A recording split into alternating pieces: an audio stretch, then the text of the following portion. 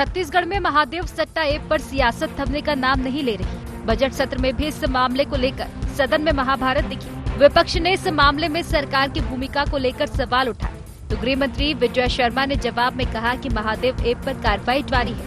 कार्रवाई अपनी गति से चल रही है। ईडी की कार्रवाई अपनी एडवांस स्टेज पर है। वो पूरी हो जाए तो राज्य सरकार भी अपनी जांच करेगी। वहीं कई भाजपा विधायकों ने महादेव सट्टा ऐप घोटाले में कांग्रेस नेताओं के शामिल होने के आरोप भी लगाए। एनफोर्समेंट डायरेक्टरेट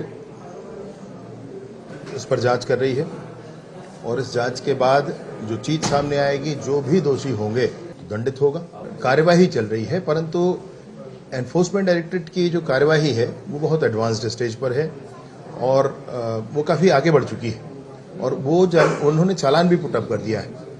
अब मसला ये है कि शासन के पास अधिकृत तौर पर ये जानकारी अभी नहीं आई है। जैसे ही ये जानकारी आती है और उसमें प्रामाणिकता के साथ अगर हमको प्राप्त होती है तो उस पर कार्यवाही होगी। लेकिन विपक्ष गृह मंत्री के जवाब से संतुष्ट नहीं हुआ। कांग्रेस ने महादेव ऐप में कांग्रेस नेताओं की संलिप्तता के आरोपों को खारिज कर दिया। कांग्रेस विधायकों का कहना था कि सरकार बताए मामले की जांच कहां हुई है। कांग्रेस विधायकों ने ये मानने से इनकार कर दिया कि कांग्रेस सरकार के कार्यकाल के दौरान ऐसा कुछ हुआ हो।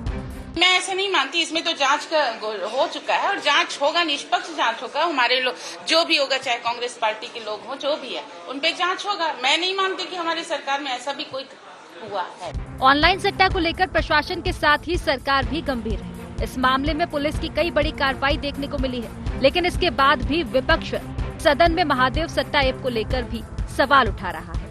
वहीं सत्ता पक्ष इस घोटाले को कांग्रेस सरकार की देन बता रहा है। इन आरोप प्रत्यारोपों के बीच दोषियों पर कब तक शिकंजा कसता है, ये देखने लायक होगा।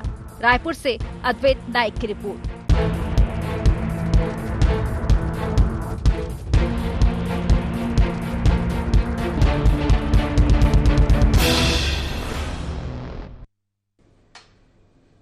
नमस्कार, बहुत स्वागत है आपका। गुहार छत्तीसगढ़ देख रहे हैं आप। मैं हूं आपके साथ प्रशिता शर्मा। महादेव पर महाभारत। छत्तीसगढ़ में बजट सत्र का चौथा दिन था और रोज की तरह खूब बहस हुई और नारेबाजी हुई। मुद्दा रहा महादेव ऐप, जिसकी गूंज विधानसभा चुनाव के पहले से ही छत्तीसगढ़ में सुनाई दे रही है। सदन में महादेव सट्टा ऐप से जुड़े सवालों के जवाब दिए गए। विधायक राजेश मूणत ने प्रश्नकाल के दौरान सदन में सवाल खड़ा किया तो गृह मंत्री ने जवाब भी दिया, जो कि आपने रिपोर्ट में सुना। हालांकि विपक्ष हमेशा की तरह जवाबों से संतुष्ट नजर नहीं आया। बहरहाल इस पूरे मामले में केंद्रीय एजेंसी ईडी की जांच चल रही है और कार्रवाई भी लगातार जारी है। लेकिन सियासत एक ही मानती का है, मुद्दा तो जरूरी है, चाहे फिर वो कोई भी हो। और इसी पर आज हम चर्चा करने वाले, जान लेते गुहार के पॉइंट्स क्या है। महादेव सट्टा ऐप पर क्यों नहीं थम रही सियासत? ईडी के हाथ जांच, फिर भी क्यों उठ रहे सवाल? क्या कांग्रेस नेताओं पर कसेगा सरकार का शिकंजा? कांग्रेस को क्यों दिख रही कार्रवाई में साजिश की आशंका? इन्हीं मुख्य सवालों के साथ चर्चा की शुरुआत करेंगे। खास पैनल हमारे साथ जुड़ गया है। सबसे पहले आपका परिचय करा देते हैं। कांग्रेस से हमारे साथ शिल्पा देवांगन जुड़ गई हैं। भाजपा से केएस चौहान जी जुड़ गए हमारे साथ। वरिष्ठ पत्रकार मधुकर द्विवेदी जी हमारे साथ जुड़ गए। आप तीनों मेहमानों का बहुत स्वागत है। शिल्पा जी, सबसे पहला सवाल तो आप ही से है कि महादेव सट्टा ऐप में तो लगातार जांच चल रही है, कार्रवाइयां भी हो रही है, फिर आखिर क्या संतुष्टि क्यों नहीं हो पा रही है जवाब से? आपको क्यों लग रहा है कि साजिश की आशंका है और जांच नहीं हो रही है? जी नमस्कार। देखिए प्रशिता जी, महादेव ऐप ये वही बैटिंग ऐप है जिसपे केंद्र की मोदी सरकार जो है 28% जीएसटी लेती है, इनकम टैक्स लेती है और टैक्स वसूलती है। तो मैं ये पूछना चाहती हूँ कि भारतीय जनता पार्टी के नेता इस पर क्यों घड़ियाली आंसू बहाते हैं? और हमारी थी तो हमने तो महादेव ऐप पर कार्रवाई कराई थी। महादेव ऐप पर हमने कार्रवाई कराई थी कांग्रेस की सरकार ने, और सैकड़ों खाते सीज हुए थे। रिकॉर्ड लीजिए, मोबाइल और लैपटॉप सैकड़ों वो भी सीज हुए थे, सैकड़ों लोगों की गिरफ्तारी भी हुई थी। तो हमने तो निष्पक्ष कार्रवाई कराई थी और गिरफ्तारी भी कराई थी। रेड कॉर्नर नोटिस भी राज्य सरकार के द्वारा जारी किया गया था, जिसमें ये था कि दुबई में बैंक के मतलब जो सट्टा किंग जो बैठे हुए उनके खिलाफ कार्रवाई की जाए। कई बार मुख्यमंत्री जो पूर्व मुख्यमंत्री हैं भूपेश बघेल जी ने केंद्र की मोदी सरकार को पत्र भी लिखा था कि कार्रवाई कराई जाए। तो मैं ये पूछना चाहती हूँ भारतीय जनता पार्टी के नेताओं से और प्रवक्ताओं से कि केंद्र सरकार इस बैटिंग ऐप को बंद करने के लिए कार्रवाई क्यों नहीं करती है? ये तो सेंट्रल के अंडर में है, आप भी जानते हैं प्रीशिता जी, और जनता भी देख रही है। तो अभी तक ये जो ऐप है वो प्रतिबंधित क्यों नहीं किया गया? अभी तक ये जो ऐप है वो बैन क्यों नहीं किया? सबसे पहला सवाल ये उठता है और इसी में शंका जाहिर हो जाती है। और दूसरी बात मैं ये कहना चाहूंगी कि जब कांग्रेस की सरकार थी तब पुलिस प्रशासन जो था छत्तीसगढ़ का, वो यदि यूपी में तो कह रहे हैं ना कि ईडी का अपना प्रोसीजर है, जांच करने का, जांच चल रही है पूरे मामले पे, जो दोषी पाया जा रहा है उन पर कार्रवाई भी की जा रही है, तो फिर सदन में इस मुद्दे को उठाना क्यों आपको जरूरी लगा? देखिए, महादेव ऐप कोई एक प्रदेश की चीज तो है नहीं, ये ऐप एक प्रदेश में नहीं चल रहा है, संपूर्ण देश में चल रहा है। तो आप मुझे ये बता दीजिए ना कि छत्तीसगढ़ की कांग्रेस सरकार ने तो कार्रवाई कराई, इसके अलावा कौन से प्रदेश में भारतीय जनता पार्टी की जो सरकार है तो कौन से प्रदेश में कार्रवाई हुई है? आप ये बता दीजिए। जवाब दे, चौहान जी से जवाब लेते हैं। संरक्षण मिल रहा है, चौहान जी मुस्कुरा रहे, काफी जवाब दे दीजिए।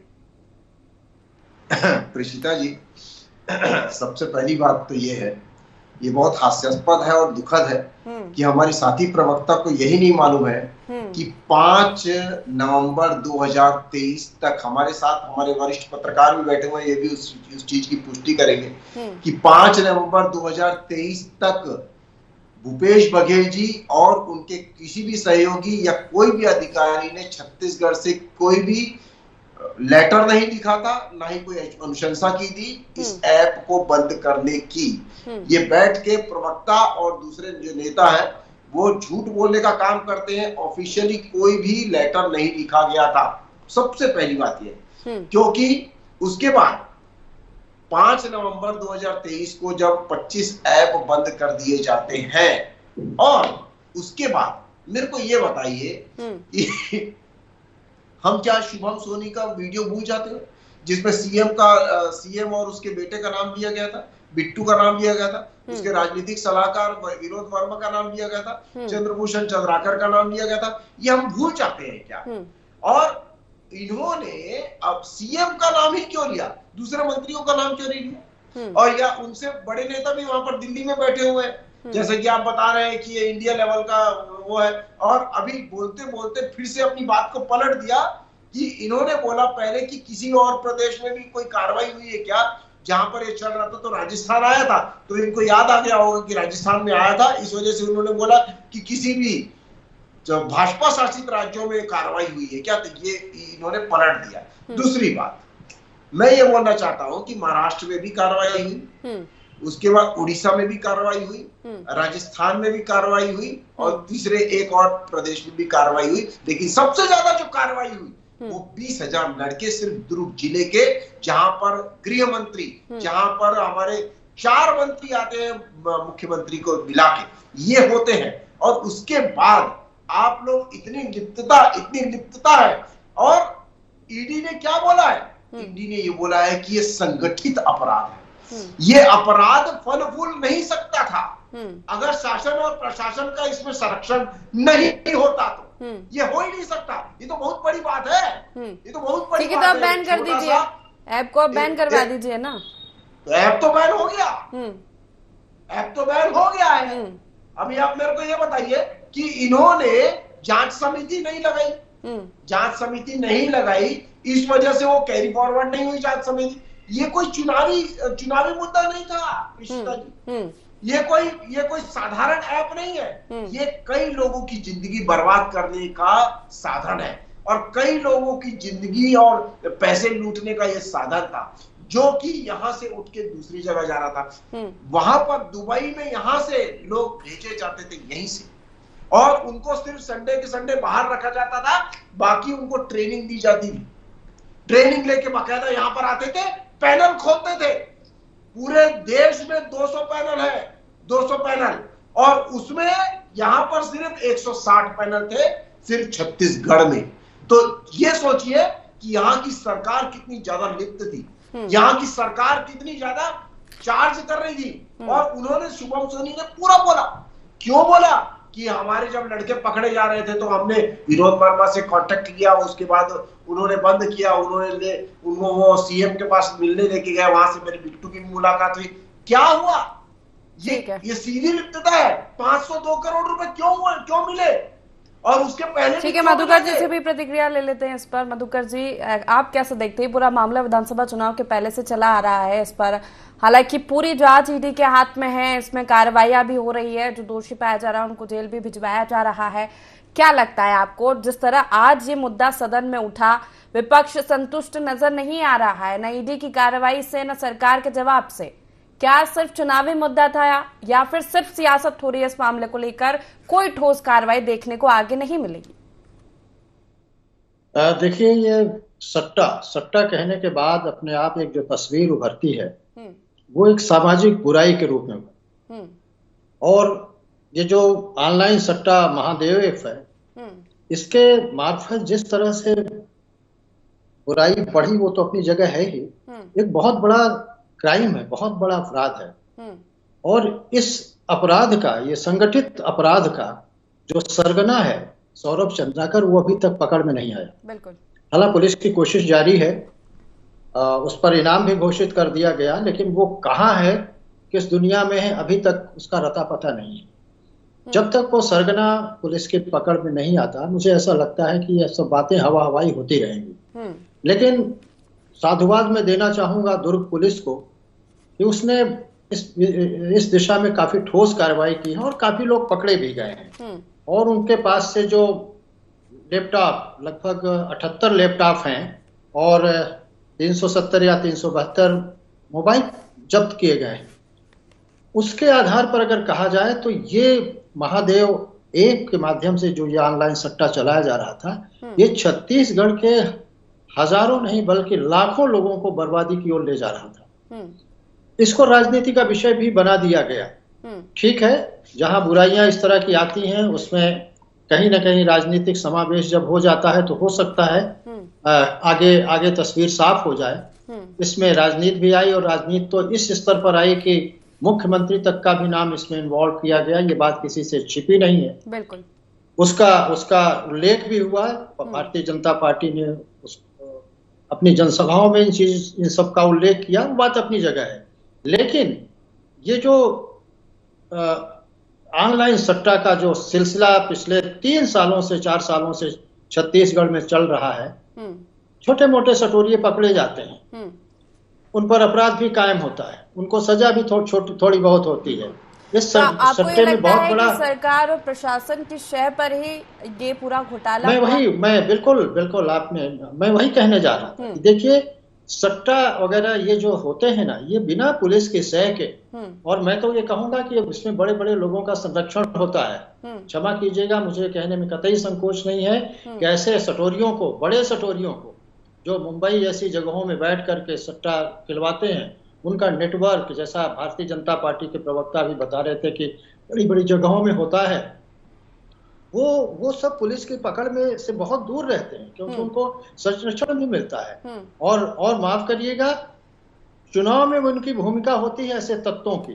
तो जब तक दृढ़ इच्छा शक्ति के साथ ऐसे लोगों को, समाज विरोधी लोगों को कड़ाई के साथ पुलिस अपनी कस्टडी में लेकर के कड़ाई के साथ पूछताछ करके और किसी निष्कर्ष पर जब तक नहीं पहुंचेगी, मुझे लगता है ये परतें दबी रह जाएंगी। आज जरूरत है, राजनीति अपनी जगह है, वो होती रहेगी। आज विधानसभा में जो मुद्दा उठाया गया, अच्छी बात है, कम से कम हमारे छत्तीसगढ़ विधानसभा के माननीय सदस्य जागरूक तो हैं इस सामाजिक बुराई के प्रति। सत्ता और विपक्ष दोनों की आज कोई जो चिंता देखने को हमने देखी, वो स्वाभाविक है और बहुत अच्छी बात है। इस दिशा में छत्तीसगढ़ के जन जन को चिंता करनी चाहिए। हमारे माननीय विधायकगण चिंतित हैं, बहुत अच्छी बात है। इसमें राजनीति, इस विषय को राजनीतिक चश्मे से भी नहीं देखना चाहिए, क्योंकि एक ऐसी बुराई है जिस पर अगर हमने संवेद होकर के आवाज नहीं उठाई तो मुझे लगता है छत्तीसगढ़ के लिए ये बहुत बड़ा नासूर। लगातार आरोप लगाए जा रहे हैं कि सरकार प्रशासन की शय पर ये इतना बड़ा है, क्या कहेंगे आप? की बात हो रही थी तो मेरी बात पिछली वाली एक अधूरी रह गई थी कि छत्तीसगढ़ पुलिस जब कांग्रेस की सरकार थी तो छत्तीसगढ़ पुलिस प्रशासन जो है वो छत्तीसगढ़ से जाती है उत्तर प्रदेश में जो भारतीय जनता पार्टी का जहां पर शासन है तो वहां चटोरियों को संरक्षण दिया जाता है। तो संरक्षण कौन दे रहा है? भारतीय जनता पार्टी के लोग दे रहे हैं, भारतीय जनता पार्टी के नेता दे रहे हैं, तो निश्चित रूप से संरक्षण होता है। और मैं तो दावा करती हूँ प्रीशिता जी कि मैं दावा करती हूँ कि महादेव ऐप के संरक्षण और महादेव ऐप के संचालन में भारतीय जनता पार्टी के नेताओं का हाथ है, बड़े नेताओं का हाथ है। पर छत्तीसगढ़ में तो आपकी सरकार थी ना शिल्पा जी, छत्तीसगढ़ में तो आपकी सरकार थी, फिर इतना जब ये चीजें चल रही थी, जब मामले सामने आ रहे थे तो क्यों कोई सख्त कदम नहीं उठाया गया? सख्त कदम उठाया गया था। सख्त कदम किस तरीके से उठाया गया था मैंने आपको पहले ही बताया। जांच तो केंद्रीय एजेंसी कर रही है ना, सरकार ने क्या किया? राज्य सरकार ने रेड कॉर्नर नोटिस जारी किया था जिसमें सट्टा खेलों को पकड़ने की कार्रवाई करने की मांग की गई थी और राज्य सरकार के द्वारा ही तो पुलिस प्रशासन जो इस ऐप के लिए जो कार्रवाई कर रही थी पुलिस प्रशासन कर रही थी। उस समय तो कांग्रेस की सरकार थी और इसी के तहत कई खाते सीज हुए थे, इसी के तहत मोबाइल और लैपटॉप सीज हुए थे, सैकड़ों गिरफ्तारी हुई थी। तो ये राज्य सरकार की कार्रवाई थी। तो पूरे देश में ये कार्रवाई अभी तक मैं पूछना चाहती हूँ मेरे भाई कांग्रेस नेताओं के नाम जो सामने आए किसी से छुपे नहीं है, वो उसका क्या? फिर ईडी कार्रवाई कर रही है, जांच कर रही है अपने स्तर पर, समस्या कहाँ आ रही है? देखिए लोकसभा चुनाव में ये इस तरीके के आरोप प्रत्यारोप की राजनीति करते हैं और आगे लोकसभा चुनाव में आप देखें रिकॉर्ड, विधानसभा चुनाव में भी ये इसी तरीके से आरोप प्रत्यारोप की राजनीति करने के लिए चीजों को उछालने की कोशिश करते हैं। और जैसे मधुकर जी ने कहा कि एक सामाजिक बुराई है सट्टा, हर चीज को राजनीति से जोड़ देना क्या ठीक है? कितना बड़ा घोटाला हुआ, कितने लोगों के पैसे डूबे, मतलब हर चीज को राजनीति से जोड़ देना कितना सही है शिल्पा जी? भारतीय जनता पार्टी इस तरीके की चीजों पे आरोप प्रत्यारोप की राजनीति करती है। ये बात ना तो आपसे छुपी है प्रीशिता जी, ना तो जनता से छुपी हुई है। ये दोनों ही बातें करते हैं। एक तरफ तो देश में बैन नहीं करवाते हैं और दूसरी तरफ घड़ियाली आंसू बहाते हैं। तो आप खुद ही देख रही हैं ये दो तरीके का चरित्र किस तरीके का, ये सिर्फ और सिर्फ कांग्रेस के नेताओं की छवि को खराब करने के लिए आरोप लगाते हैं और इसका राजनीतिकरण करते हैं। हर मामले में ऐसे अभी 2 महीने पहले तक विधानसभा चुनाव था, कांग्रेस नेताओं की इमेज खराब की गई, अब लोकसभा चुनाव है इसलिए खराब की जा रही है, आपका ये कहना है? चौहान जी इसका जवाब दे दीजिए।